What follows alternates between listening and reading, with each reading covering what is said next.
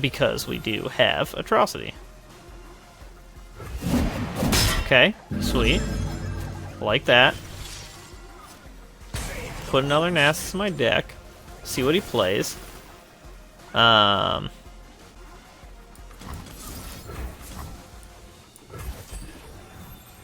can't believe I'm vengeancing this.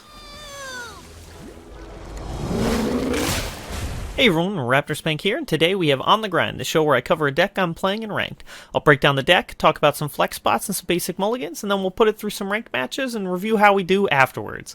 This week we're going a little bit classic after the most recent patch, because one thing didn't get nerfed at all and was doing decent a few weeks ago before a bunch of other decks got nerfed. So we're talking about Thresh, Nasus, whatever you call it. It's kind of a hard deck to classify. I've seen people call it mid-range. I don't really agree with that, but I can see where they're going with that. I think it probably leans a little bit closer to combo, but even sometimes it plays like a control deck, so it's really kind of hard to classify. I personally go with combo because 9 out of 10 times you're going to win through the same basic play or plan, essentially, and that is a very comboistic Nasus-focused win condition, where you're going to look to make as large of a Nasus as you can, and despite only having 2 copies of it, you'd be surprised just how often your games do end with Nasus Fling. So that's kind of why I lean towards combo with the deck, because everything's kind of here just to fuel your Nasus. That's the big idea. So essentially, we're going to slay as many units as we can, do a bunch of damage early with some really well statted units, and then slam one huge Nasus and just bulldoze our opponent from there on out. Now, this starts with the champion package, so version I'm playing is the 3 copies of Thresh, so essentially he's just here as another way to guarantee we get our Nasus, so no matter what we find him. Sometimes you can do real devastating things, like play a Nasus and then pull another Nasus out of your deck with Thresh, which can be very, very brutal for your opponent, especially if you level up Nasus there, because then it will give your opponent's units essentially 0 power. It just cuts their power down so much that it's very hard for them to come back from that point on. And then just in general, Thresh is great as being a very hard to kill with 6 health unit that basically can just keep sniping your opponent's stuff. He's great for getting slays for Nasus because of his 3 power. He can eat a lot of things, or at least trade with a lot of things, so that can be very helpful for making sure that your Nasus gets leveled up, as well as the fact that we have so many ways to kill things that leveling Thresh is actually extraordinarily easy in this deck. And then the big card, the face of the deck, 3 copies of Nasus. He's our primary win condition. A 2-2 for 6 sounds pretty bad, but he'll never be a 2-2 unless your opponent hushed him. And your opponent will hush him, because otherwise they will die to Nasus very quickly, because he has Fearsome, so he's hard to block. Just in general, especially when we have a lot of things that have Challenger that can sort of pull away the big units so that the Nasus does swing through. And oftentimes, Nasus can just kill our opponent right on the spot, because we've usually whittled down their health enough that he's very often a 10 to 14 power unit because of just how massive we can get him with how often we slay things. There's just a number of things in our deck that fuels it, let alone the fact that our units are so powerful and threatening in their power point that most opponents are going to block them anyways. So that's going to help us get those slay triggers, and we have a lot of ways to kill our own stuff. And then just in general, his champion spell is actually surprisingly good because it's one-sided removal. It buffs all of our champions, which is great for a Thresh or a Nasus, and it's just a good way to clear away problematic blockers or units before Thresh or before Nasus swings as well. So his champion spell's perfectly fine in our deck, a bit expensive, but pretty good. And with Nasus out, it is basically one-sided removal. He should be able to kill any unit your opponent has. Then let's talk about the follower package. It's a bit hefty for a deck of this type, but we've got 3 copies of Dunekeeper. Great 1-drop, super aggressive, can deal a ton of damage early on, and it's a really great way to get early slays, because your opponent will often try to trade with at least one of these things, and you'll be able to get a kill and a slay trigger right on the first turn off the bat, and if they don't have anything to trade, you're going to do a ton of damage, so it's really, really solid for that. And just in general, it can actually combo with a number of other cards, because it does provide 2 bodies for 1 mana, so that gives you a second body that you can sack to other effects. So just all in all, great value card for the deck. Then we have 3 copies of Hapless Aristocrat. Similar theme. We have a lot of ways to sacrifice our own units, so Hapless Aristocrat is a great way to do that without losing board presence, so we can sacrifice him and then still have another 1/1 Spider. And then just in general, he's a great blocker because you can block once, then block a second time. So just all in all, a great 1-drop for the deck, especially when we have so much self-sacrifice. And then we have 3 copies of Curse Keeper. Similar reason, lots of self-sacrifice. So Curse Keeper is something that if we sacrifice him, we're just going to get something better out of it. And he can just keep swinging pretty well and just provides a lot of great curve outs into other cards that we have where we're not going to lose board presence but get some huge value out of those sack effects. Similar notion, we do have 3 copies of Fading Icon. I've seen some decks not run this. I think that's absolutely insane. This is such a powerhouse hoser for the deck, and especially with certain decks going down in popularity, I think we should be less concerned about Withering Wail and the 1 damage to everything. It's a little hard to say. We'll see when the meta shifts out a bit more, but this is a 2-mana, 3-power unit. Your opponent's going to almost always want to trade with it. It can block Fearsome. It's just a really, really powerful unit, and it comes with a second body. So it's great against aggro because you get 2 blockers for the price of 1. And also, with all of our self-sacrifice, we can always sacrifice the prey to those effects as well and still keep the unit that matters. So, great value card. Really does everything we want in a unit for this deck. Now going into our self-sacrifice units, we have 3 copies of Blighted Caretaker. No surprise here, it's one of the best self-sacrifice units in the game, and it's been a long-time staple to go with Curse Keeper because it provides an insanely powerful turn 3 by sacrifice Curse Keeper, and then you get 2 challengers, so you can usually hit with the Escaped Abomination and the Blighted Caretaker, but just in general, really great. It gets us a Slay trigger on killing our unit, and then we can use those 2 saplings to get even more Slay triggers out of it as well. So just all in all, really, really solid card for our deck. Just absolute hoser into certain matchups. And finally, 2 copies of Spirit Leech. This is a really weird body. 4 mana for a 4/1 seems really, really bad, but being able to kill something and draw 2 cards is insanely good in this deck because it draws us towards our combo piece. That's how we often end up doing Atrocity Nasus anyways, even though we don't have 3 copies of Atrocity. It's because we have so much card draw. And then in general, we have so many things that benefit from dying or really don't provide us any benefit without dying, so it just really isn't too much of a loss, and again, draws us very deep into our deck without letting our opponent interact with it. So now let's talk about the spell package. Very hefty on this.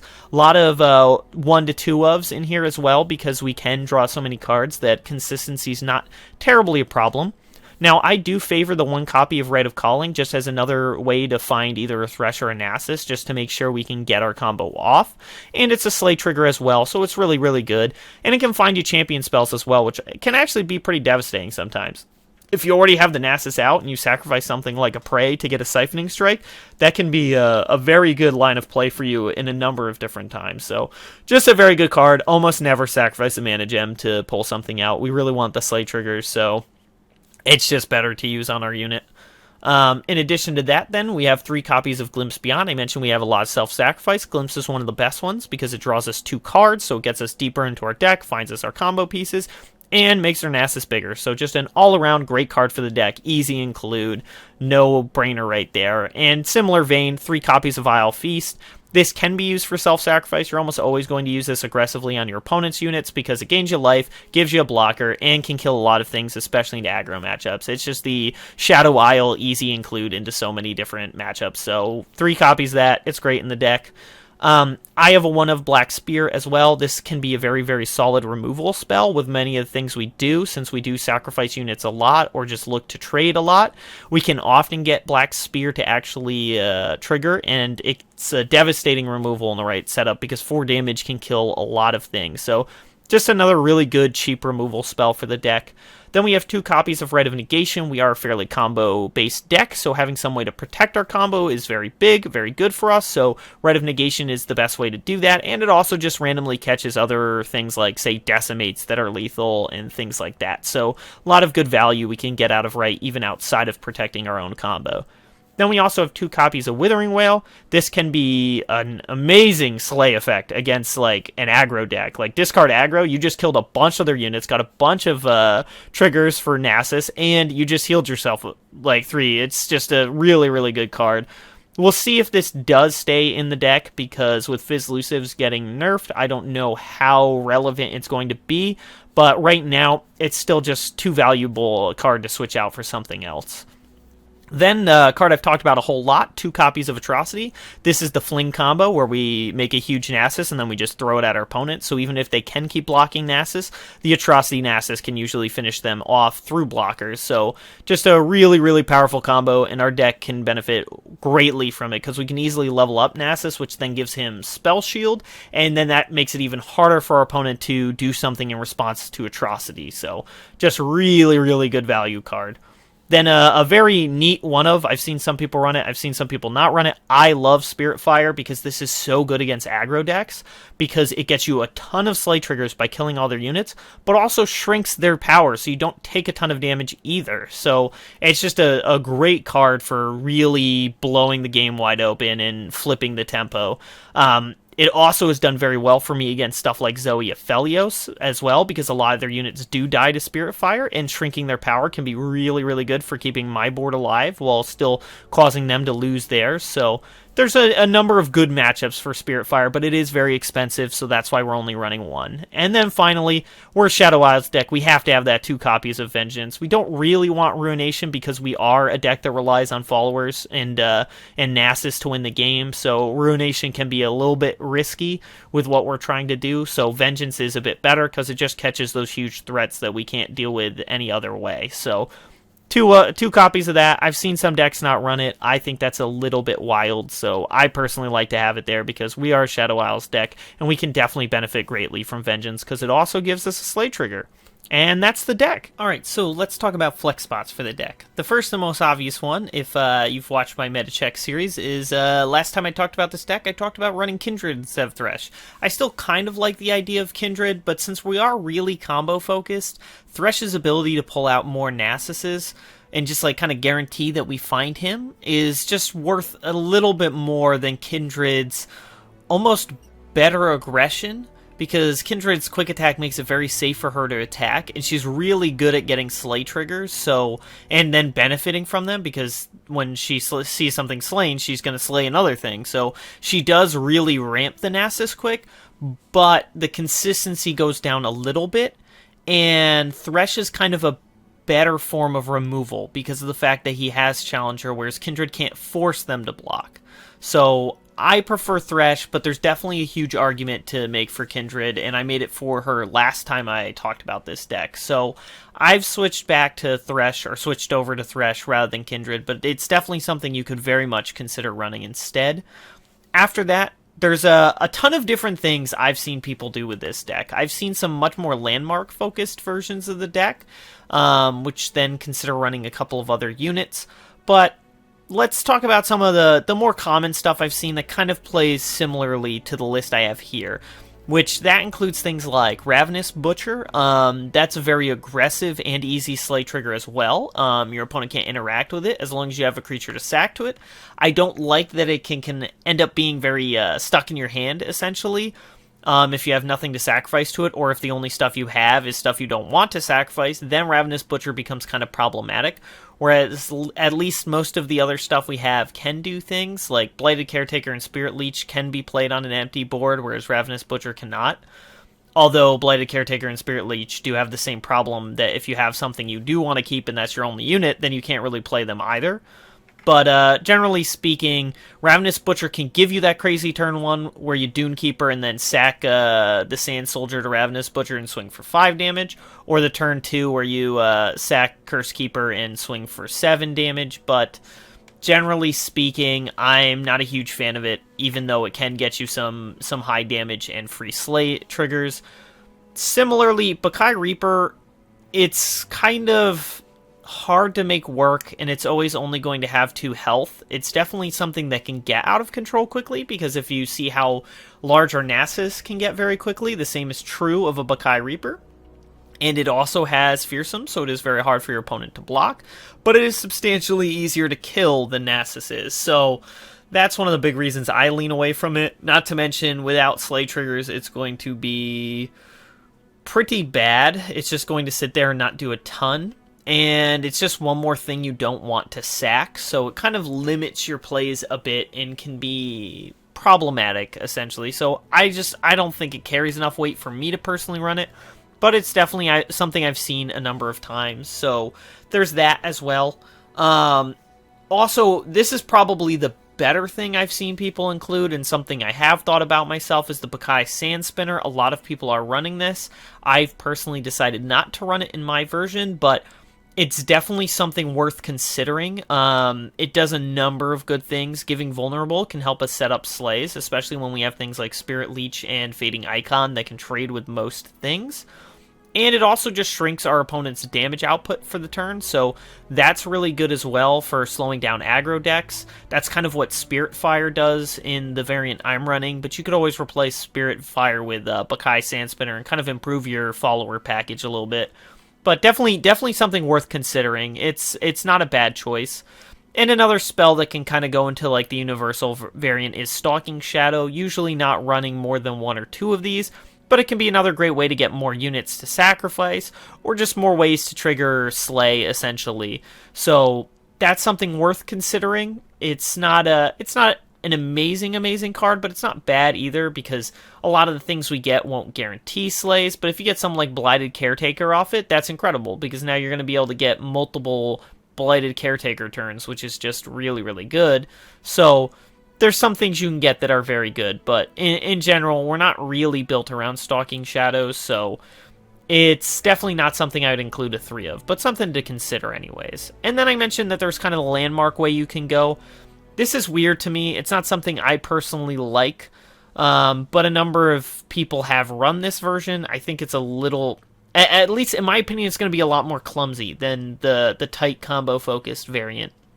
So what people run with that is they usually run, instead of, say, the Fading Icon, you'd run Ruin Hopper just to get that free landmark. And the reason for that is that sets up the Shaped Stone, which is something they also include often as a 3 of.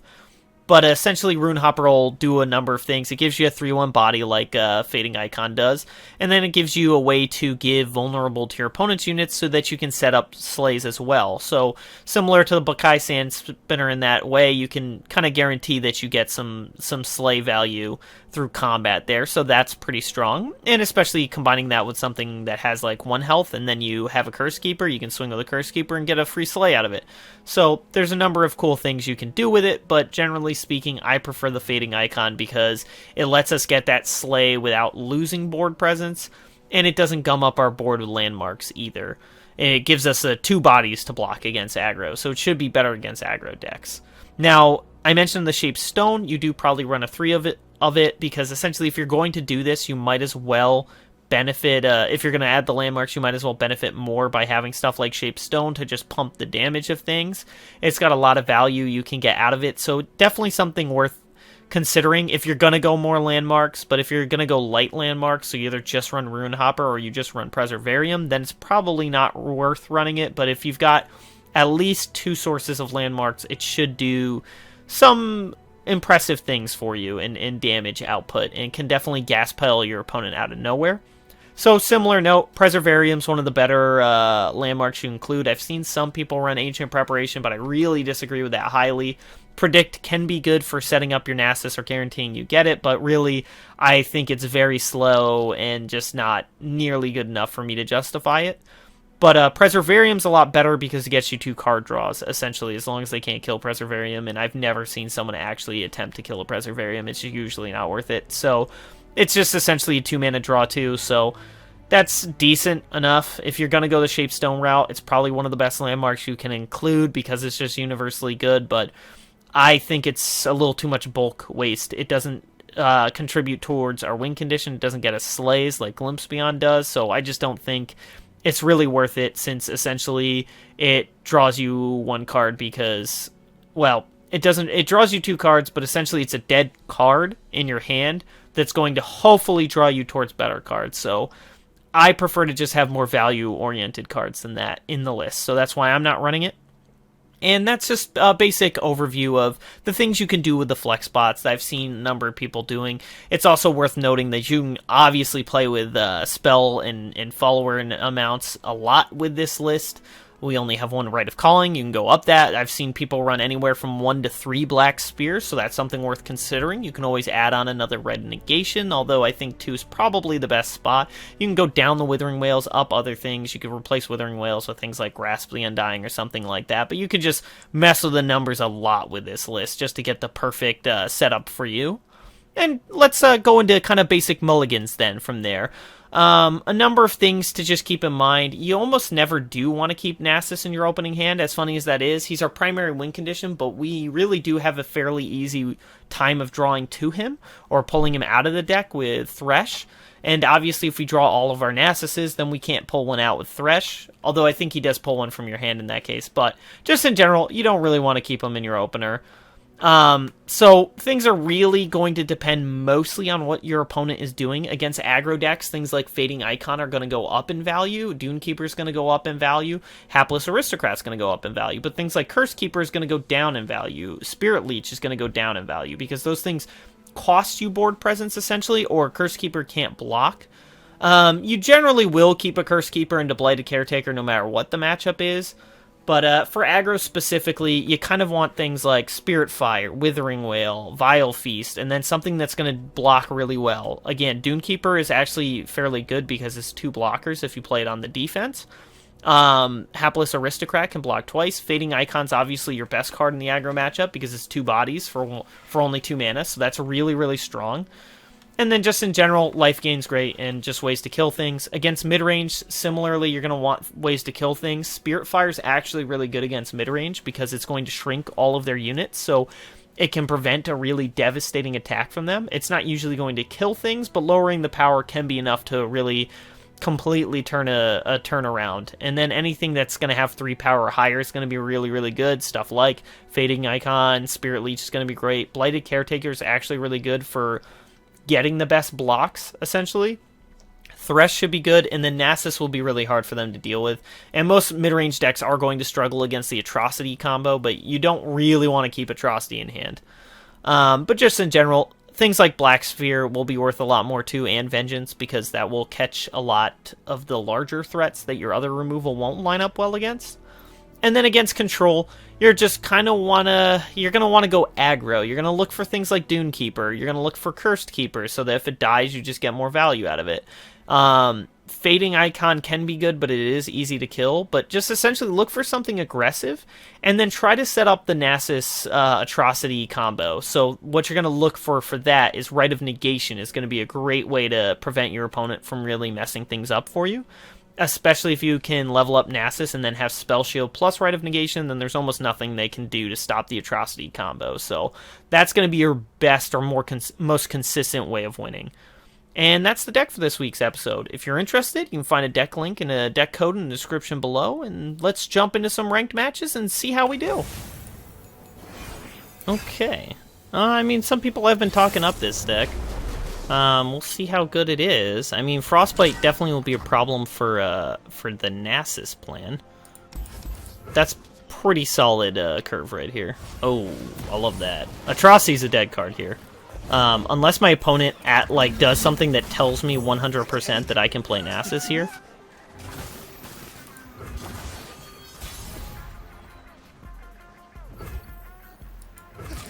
I'm not better off waiting. Yeah. Although I suppose you could argue maybe it's better to swing with to play the Fading Icon first and swing and just trade it.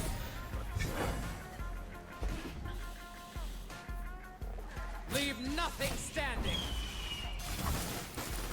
You see me? Yes. Ooh, nice. Nice. Double slay. We like that. We like that a lot. Take a little bit of damage here, but that's fine. Well, let's see if he has another Omen Hawk to play. Ooh, he does not. That's what we want to see. So if I play a Blighted Caretaker, sack this, I'm not going to get full units, so that's fine. Just go for the swing, do a bunch of damage.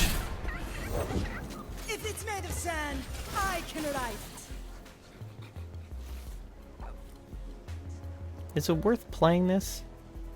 Just to get the extra slay? I don't think so, right?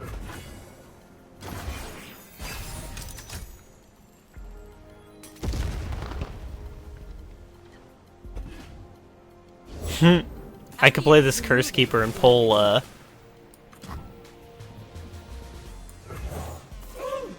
that onto that. Out of the way. See if he goes for it. He could pull it. If he doesn't, I'll throw this in front. I think, right? Although, it's almost kind of better to lose that. Like, we have a very aggressive hand going on right now, so that's probably going to give us the most bang for our buck. Do this just to gain some life and kill one of his blockers. Yeah, I think that's probably fair. Oh wait, if I sack this to Blighted Caretaker, it's actually going to be pretty bad for me. So I'm going to sack this to Blighted Caretaker, because if I sack this, I actually, I don't get the Cursed Keeper. Or not the Cursed Keeper, but the Escaped Abomination. I don't actually grab it.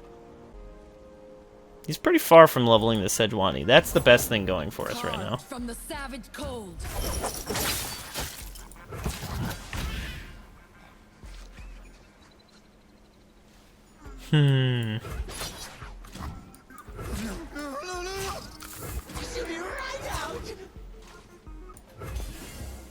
Prove your worth.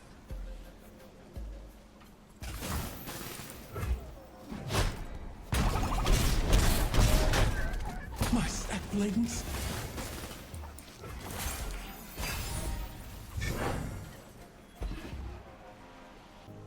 Pretty far off from this Nasus being good.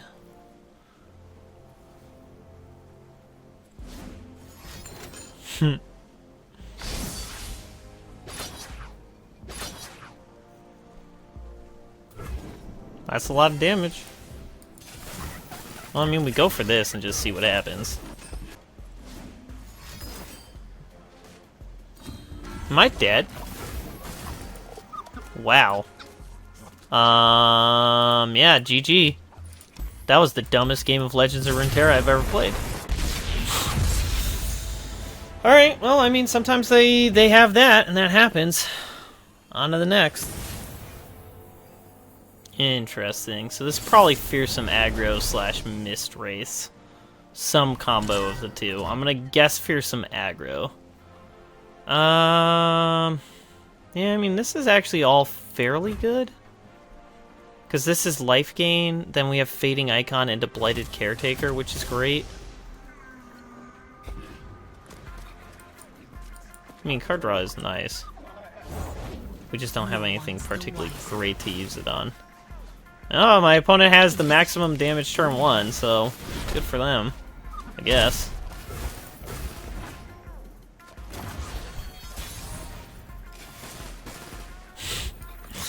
Oh, what a joke. What a joke.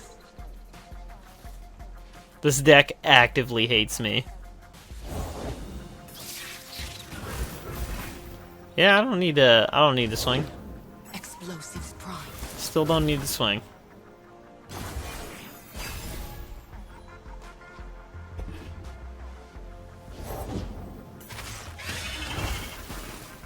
Yeah. We still play this. Everyone's a garden. Holy crap, this is unreal. So I can only block one and these all die? Wow. Interesting. Might be good for him.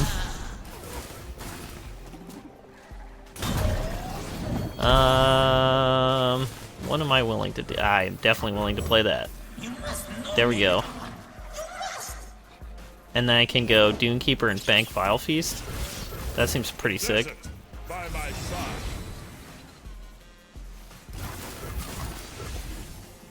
Withering Wail off the top for the biggest obliteration ever of all time. Oh, he's gonna give me that? I'll take that. Oh yeah, we will take that in a heartbeat.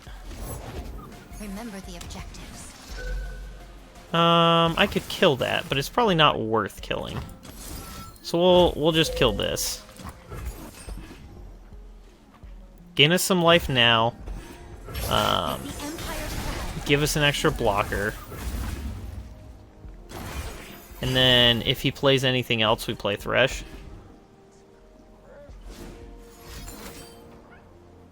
Sure. See what he can find. Play it. Play it. Play it. Oh. Oh, yes.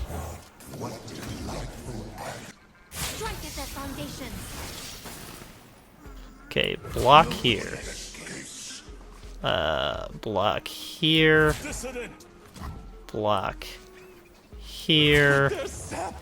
Block there, maybe? No, it's probably worth keeping that alive, even if it means not killing this. Well, okay, never mind. Let's be smart here. Okay, we take a decent bit of damage here, but Thresh levels up instantly. And we, like, board wipe? He does have another Frenzied Skitterer in hand. That's the important thing to remember.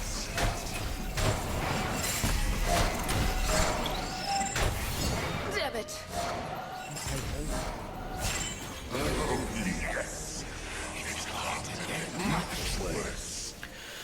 Okay. So we could play Nasus and then pull Nasus? That seems kind of good.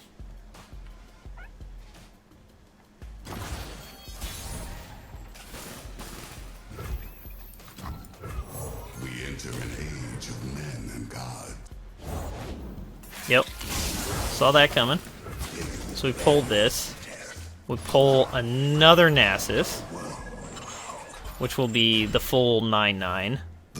So he'll go to 10/10 right here. So yeah, all of our Nasuses level up. Sick. Yep. I mean, we are very much within death range, so we are definitely in that point. Stretched out before me. My opponent can definitely just wombo combo kill me. But at least a double Nasus effect, fairly good for not dying to my opponent's aggro deck.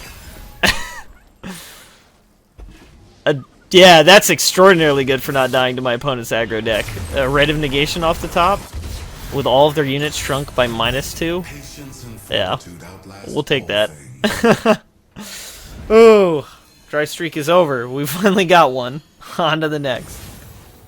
Okay, deep monsters. Well, that is terrifying. Atrocity, not likely to be great here. Vengeance, however, is likely to be great. Thresh can potentially be good.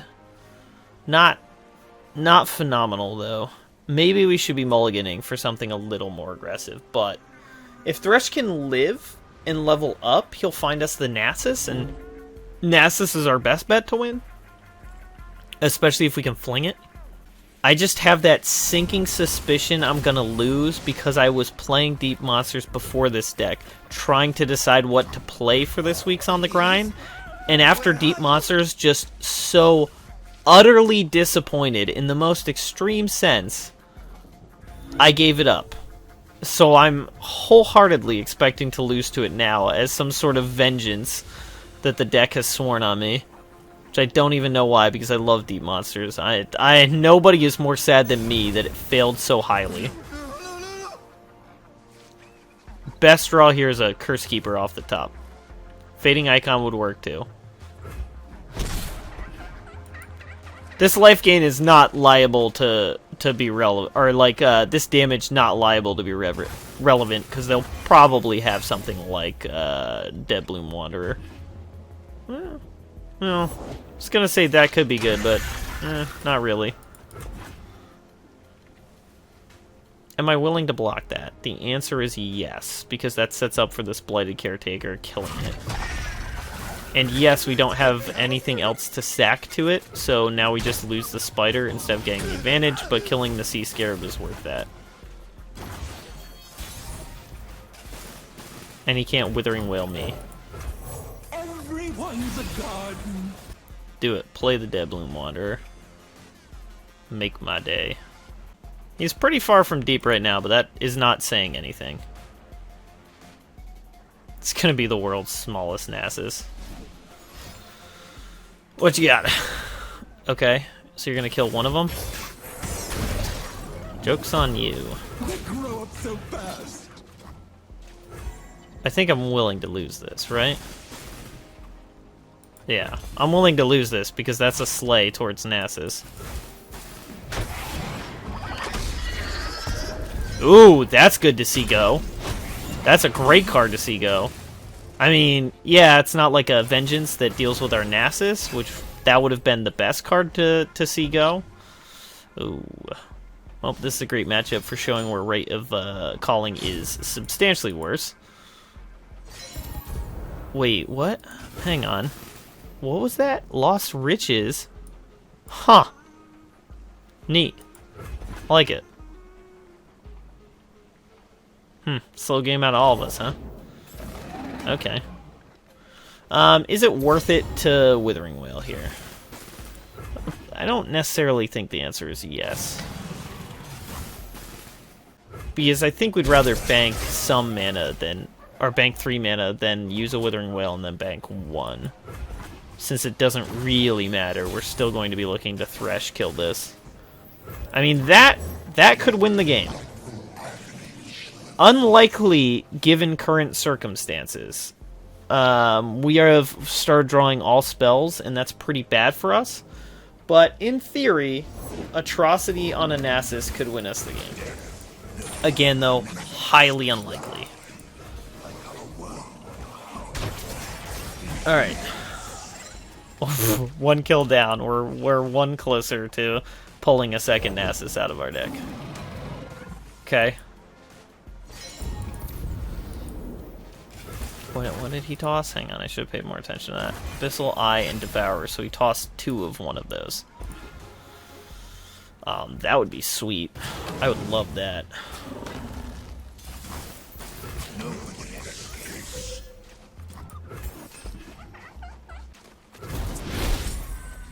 Okay. Take 3. Then we get an extra kill here. I suppose we should have used the Withering Wail afterwards.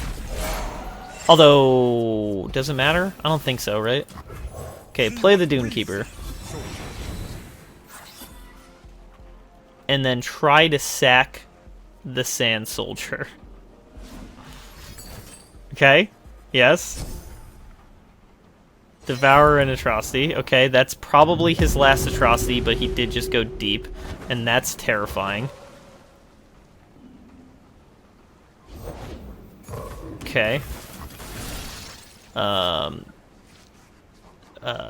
Kill an ally, yeah. I don't know why I was even hesitating. Okay. Not really the champion we wanted, but...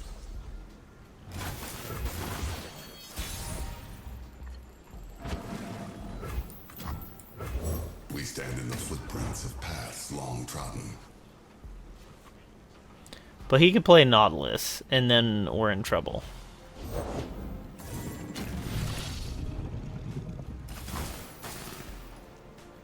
That is not a Nautilus. So that's not really us in trouble.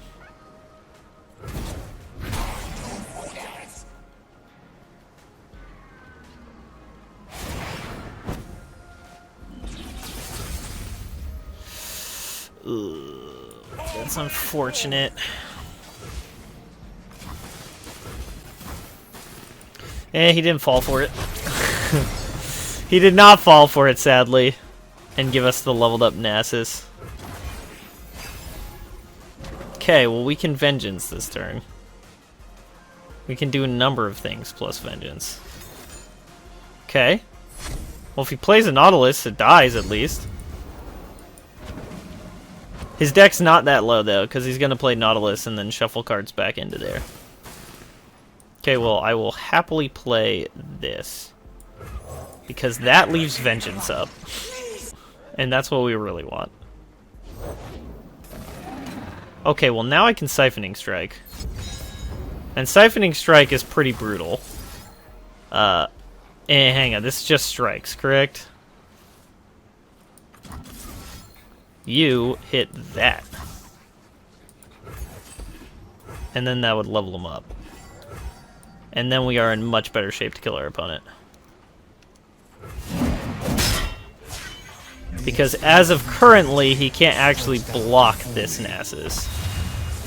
He also can't kill it because it has Spell Shield. But I also know better than to say that that's a guarantee. That was the world's best Siphoning Strike, though. That is very sad. That is unfortunate. We do hate to see that. Okay, so we're at 9 plus 3. So we have 10 mana. So if I play Thresh... I unfortunately cannot... I cannot play Vengeance, right? Oh no, I can, because it's 12 and I'm bad at math. Oh, I forgot that was a huge Thresh, too. Oh wait, no, it is because of the Siphoning Strike. Yeah, so we play this, and that gets us to 7.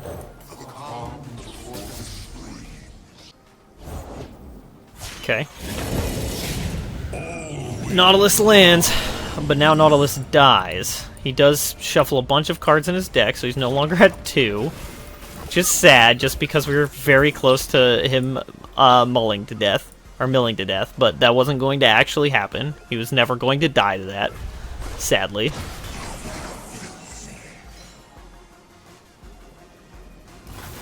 Oh, then we pull this, and we swing like this. Is it worth swinging with the other two? Because if we do, he goes up to 7. Yeah, no, it's not worth swinging with the other two.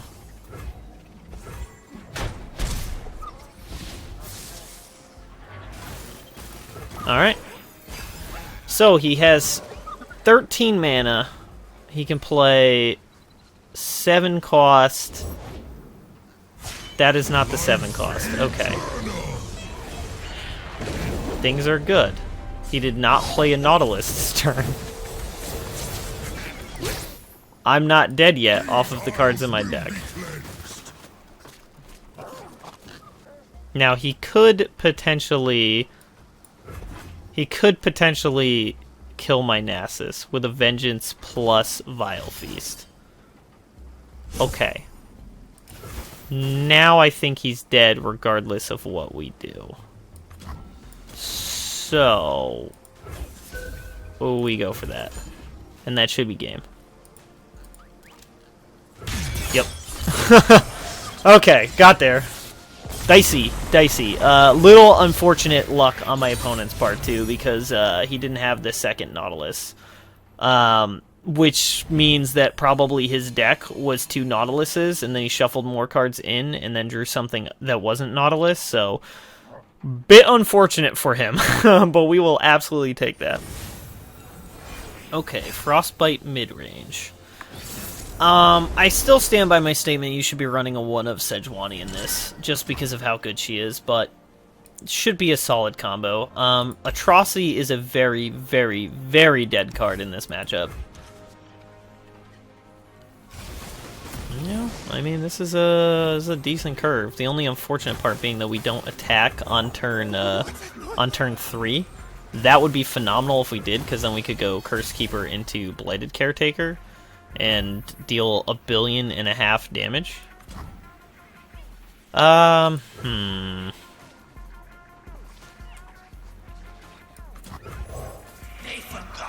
We're gonna go for that. This is a high-risk play, because he can play something plus Brittle Steel. But the idea is this punishes a Trifarian Glory Seeker this turn. And also it does a ton of damage early if he doesn't use Frostbite. And if he uses Frostbite on my turn with no blockers, that's pretty sweet. Oh, or Culling Strike's pretty cool too, actually.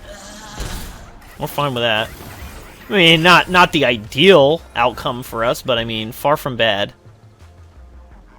Okay, Curse Keeper into Blighted Caretaker with Glimpse Beyond available. Yeah, we're not taking damage. We are not going to take any ounce of damage that we don't have to. Boom.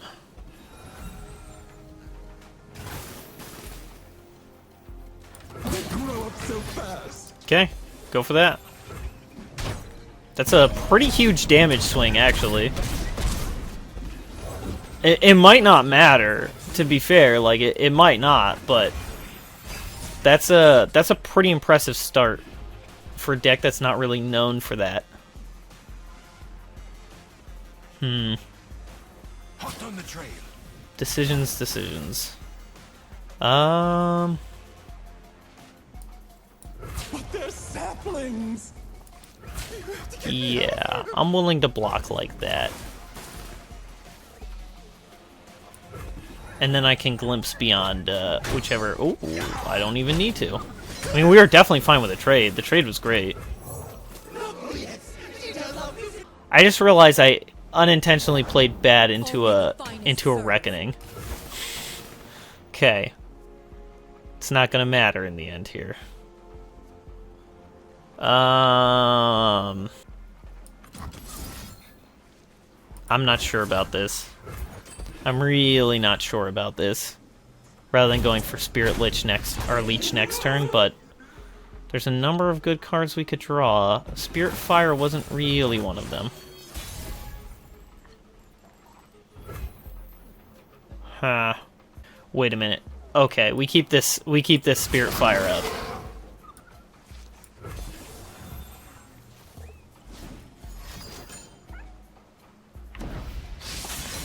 Wasted effort. I can kill all those. The question is whether it's worth it. Think so, just to prevent this LeBlanc from leveling up. Night was judged. Did some decent damage. That's scary. That is scary. Gotcha. Puts another Yeti in his deck, alright. LeBlanc dies. That's seen, right? Okay, sweet. So he just reset his progress, too? That's awesome. Okay. I hate having to put my face on.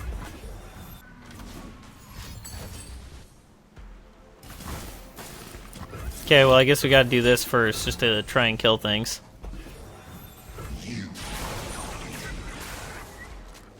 I want that LeBlanc dead, let's put it that way. Even if it means not having a second Thresh to play. Oh, best block here, block there. Then Withering Wail is lethal. What do you do? When I'm summoned, transform me into exact. Okay. I'm listening. That's a summon effect though. Now the problem is these Spirit Leeches don't do anything right now. But I can kill both of these, which is good.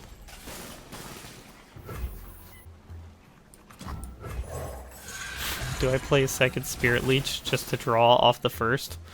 Okay. Bank the full mana. I have 12 mana, so I could do Vengeance plus Withering Wail. What you got? Ooh. Any news? The answer was apparently not much.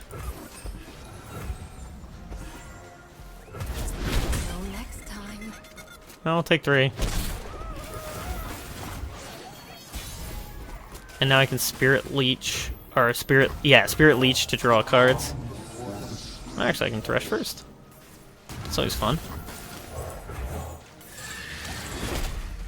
Draw some cards. There's our Nasus. He's super beef right now, which we like that.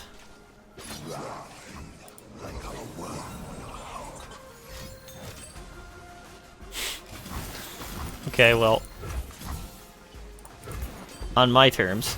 I can Vengeance to kill this Hearthguard, so that's pretty sweet.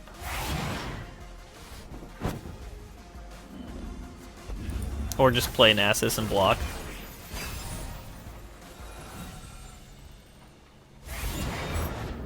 Few earn the right to call Okay, themselves draws 2 Tricarians. cards. I play Nasus. He thinks about things. Imagine if he had a Sejuani. Like, he could have Sejuani'd right there. Zeroed out my Nasus's damage, and that's just like GG for me right there. But instead, now I have a leveled up Nasus that he can't do anything to. And that's why I insist this deck should be running one copy of Sejuani. It's just too powerful.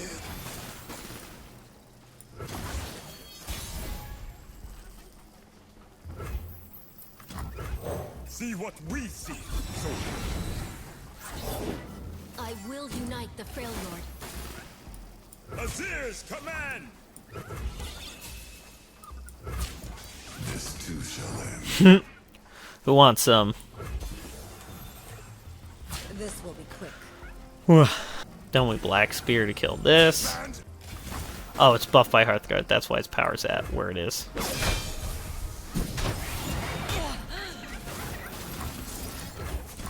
Kill that.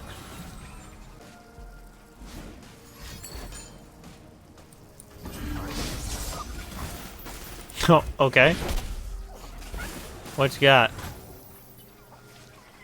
Yeah, I mean, we can't fling it. I want to fling it, but we can't. His last card could be something that ruins the fling. Show me a target. Okay. I didn't even realize she lived. Oh, because that's why he bought. Right. I'm an idiot. Forget I said anything. I was not thinking as well as my opponent was. Beautiful trunks. They walked around. If I'm forgotten, then oh.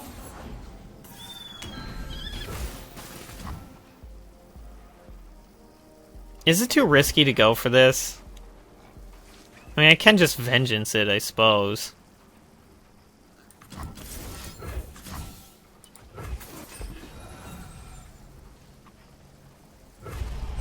Because, I mean, he could have Culling Strike.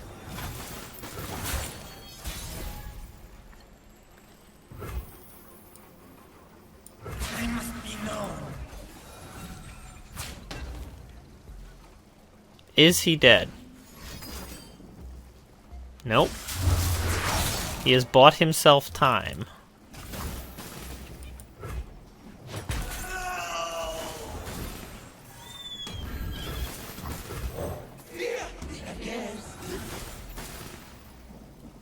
Alright, well, what does he find off the top? If it's something that doesn't frostbite and he plays it, he's dead. Wow. Well, you know.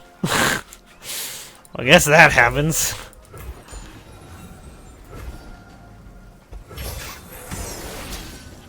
My arrow won't miss. And then we block all the things. Your spirit is hollow. Okay. So what we do this next turn is we try to kill this Ice Veil Archer with Siphoning Strike, and we see what happens. Because we do have Atrocity. Okay, sweet. Like that. Put another Nasus in my deck. See what he plays. I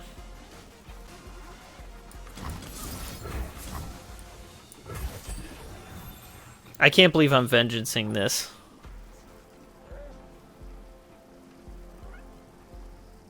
Believe you me, I cannot believe I am vengeancing this Omen Hog. Okay, what you got?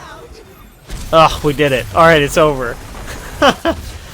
Impressive defense from my opponent, but not enough. Not enough. Stripping Spell Shield was pretty good by him. That was a great turn for him because he kept Ash alive and stripped my Spell Shield so he could do all that Frostbite shenanigans. But in the end, did not get there, and we will absolutely take that. Zoe Diana. So this has got to be Celestials, right? Could be Nightfall deck, but probably a Celestials deck. Ooh, Dunekeeper turn 1 and I get to swing? I like that. Don't want this Hapless Aristocrat, though. Probably not. Glimpse Beyond is good because it combos with Curse Keeper, obviously. Black Spear could be good at some point. The Emperor commands. The land obeys. How does that count? Sand and blood. I'm curious. I'm curious now. That doesn't count as Slay, right? For Ephemerals? correct? Okay, yeah, so that's the only thing that counts. But that's fine. That was a good trade for us. We're perfectly fine with that. Double Nasus. That could be good.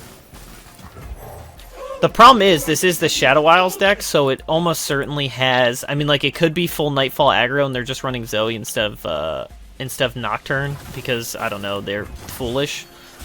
But, chances are they're running Shadow Isles because of the Shadow Isles removal package. This is my best play. Just bank the full mana. Yes. Okay. I mean, the things that this can pull, like the Celestial sub-theme, that can be really bad for us. So, good on him, I guess. I could take a hit from this, so I don't have to use the Spirit Fire this turn. It's just a neat little thing that I could use Spirit Fire this turn. What a turn 4 that would be. That'd be good against Fizz Lucives, potentially. Yeah, it's fine.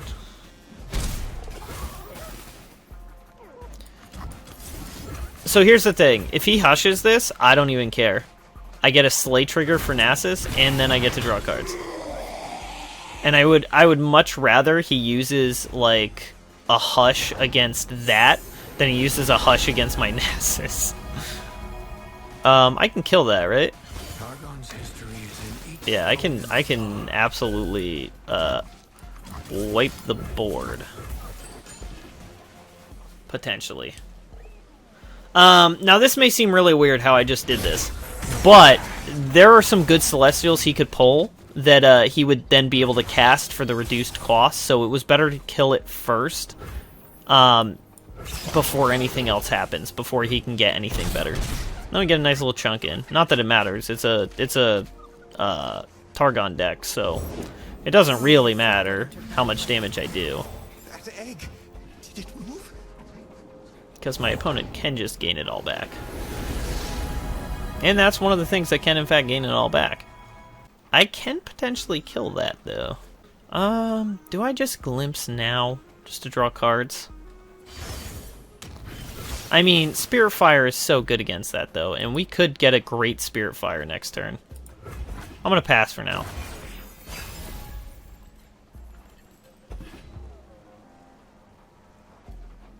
So I'm gonna Spirit Fire plus Fading Icon? I mean, that's sweet. Especially if he goldfishes his hand. So here's the thing. He's got 2 unknown invokes of any potential value, and then he's got 2 3 or below invokes. So I feel like he's likely to goldfish his hand, but I really don't know. And obviously Spirit Fire kills everything on the board right now. It does not kill that. That does not die to Spirit Fire, unfortunately. But doing a little extra damage to it's probably not the worst. I assume he's gonna swing. But he could next level strat me and not do anything. No doubt he seized your dogs in the hereafter. Okay, well now we're just gonna do it.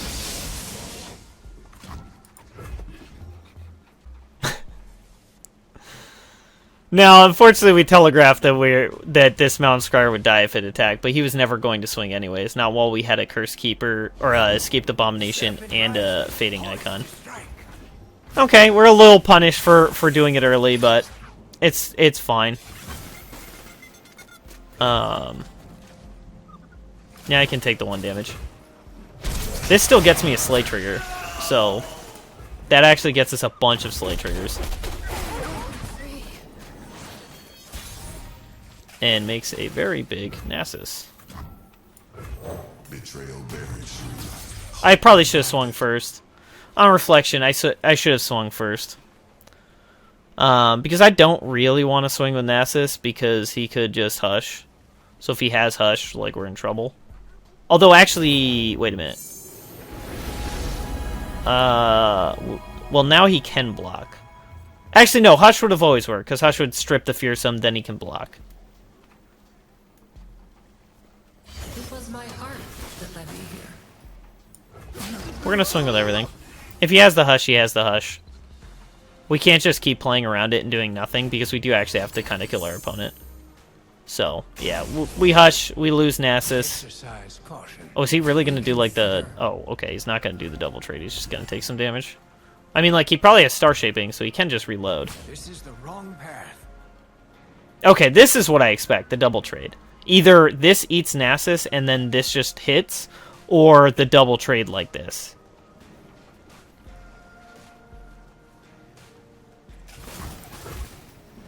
Not a phenomenal turn for us, but, you know. This next Nasus is even bigger, though. So here's the one nice thing, is that if he taps out and he can't cast a Hush, this Nasus is lethal with Atrocity, in theory, assuming he doesn't gain life. Now that's a huge assumption to make against this deck, but there's definitely lines of play he could go for that would be greedy, that would then be punishable.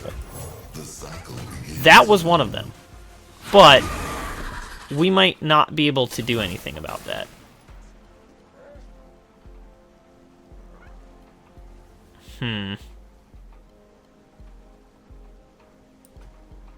That is unfortunate.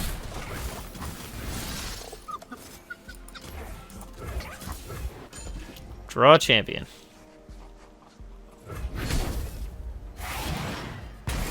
That's actually kind of what I wanted.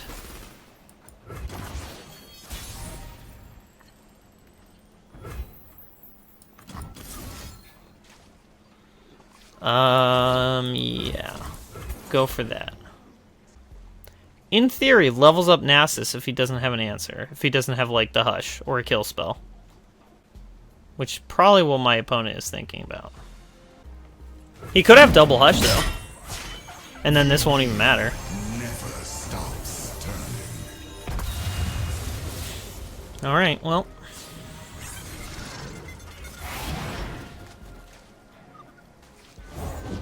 It reminds us there is always more to discover. I must get out of here. Swing like this to deal maximum damage on Nasus. Defiance is our way.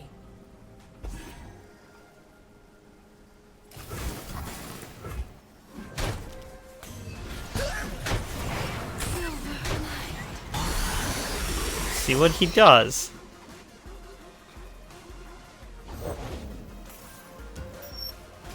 I think we just go for this. If he has it, he has it.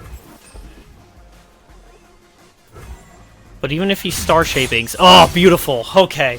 Woo! That was sketchy. That was a high-risk play, but really, I think we were pretty doomed if we kept letting the game go. Like, it was only going to make things worse for us, so we just had to go for it in that moment. That was probably the best. Well, obviously it was the best, but, like, that was almost certainly going to always be the best opportunity to do that, and just hope he doesn't have the double Hush, because he can't Vengeance plus something, so he can't strip the Spell Shield and then Vengeance.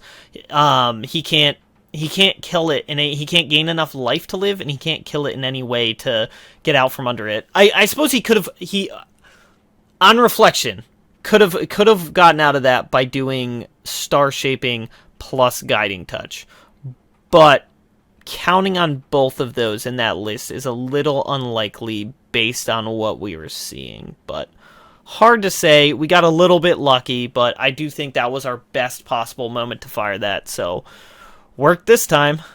So, how do we do in our matches?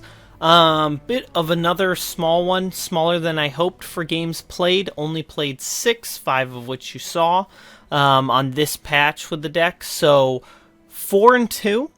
A little caveat to that. I mean, it is a 67% win rate, which is great. But the first loss was to a weird deck, Riven LeBlanc, and in fact, it was a prior version of the deck before I fixed some things. When I picked it back up for this patch, I looked at a couple of people's decks for the list, and I realized afterwards that none of the variants I was looking at, which were all top players, not a single one was running Fading Icon, and that's just absolutely insane. So that loss is really kind of, because Fading Icon would have been amazing in that matchup specifically because it was an aggro deck and all I needed was chump blockers and I could not find many/any, and so I took a ton of damage early on from a perfect hand out of my opponent. So that loss is kind of a Was it the same deck? Was it not? A number of things changed, most importantly being the Fading Icon, because honestly, if you're not running Fading Icon, you're trolling, as far as I'm concerned. It's way too good of a card in the deck, and I don't think it's punished enough by other decks right now to really change off of it. But, yeah, so 4 and 2, we played a bunch of different decks. Obviously, in the games you saw, we saw Fearsome Aggro, Deep Monsters, Zoe Diana, the LeBlanc Ashe, Frostbite midrange, and then we saw Sejuani Renekton, which is kind of a big deck at the moment.